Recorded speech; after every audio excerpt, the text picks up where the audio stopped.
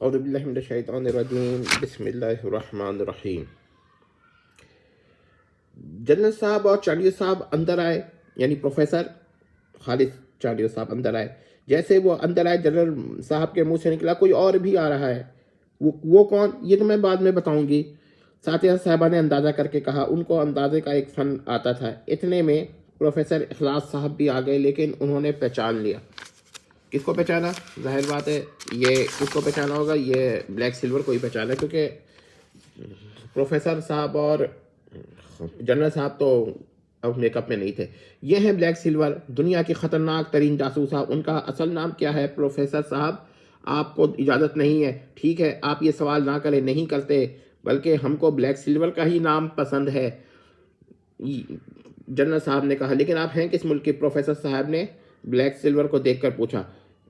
اس نے کچھ نہیں کہا تو اخلاص صاحب کہنے لگے یہ فرانسیسی خاتون ہے۔ اوہو اچھا، جنرل صاحب کے منہ سے نکلا، لیکن یہ جا رہی ہیں؟ ہاں، اس کیس میں دخل نہیں دوں گی۔ ہمارا ایک اصول ہے، ہم اپنے اساتذہ مشترکہ اور ادارات مشترکہ سے فارغ التحصیل طلباء اور تلامذہ کا بے حد خیال رکھتے ہیں۔ پھر دیر تک ادھر ادھر کی باتیں کرنے لگیں۔ اب کیا باتیں کرتی ہیں ان میں سے ایک بات آپ کو سنا دیتے ہیں۔ لیکن ہم سب مل کر کام کرتے تھے، ٹھیک ہے۔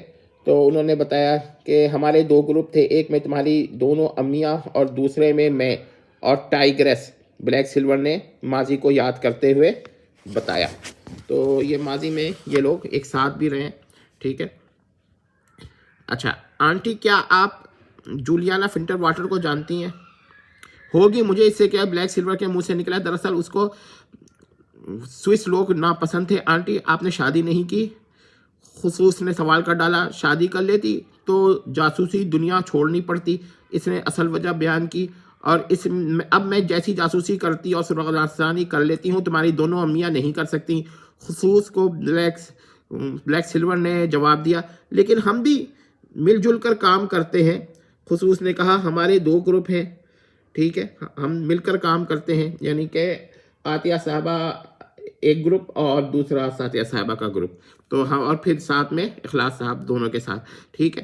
تو یہ مل کر کام کرتے ہیں۔ اب میں اس نے جواب دیا تھا کہ دونوں امیاں نہیں کر سکتی، تو اس پر اس نے جواب دیا۔ صبح کے وقت بلیک سلور نے اجازت چاہی، ان کو بتایا کہ کوئی دروازے تک نہیں آئے گا۔ سب لوگوں سے آئندہ ملنے کا کسی ملک میں وعدہ کر کے چلی گئی، لیکن جاتے ہوئے یہ بتا گئی کہ بلو ڈائمنڈ اس کیس کا اب نیا سربراہ ہوگا۔ اس نے بلو ڈائمنڈ کو نہیں دیکھا، میں نے بلو ڈائمنڈ کو نہیں دیکھا، لیکن میں نے دیکھا ہے، ساتھیہ صاحبہ نے عاطیہ صاحبہ کو جواب دیا۔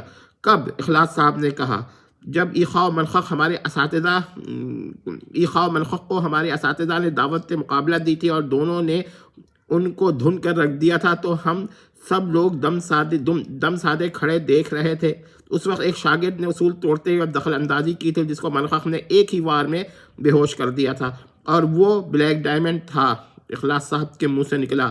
اس کے بعد سب لوگ پلان بنانے لگے، کوئی پلان بنانے لگے۔ بلیک سلور کے بعد اب بھی اس سازش کو آسان نہیں سمجھنا چاہیے۔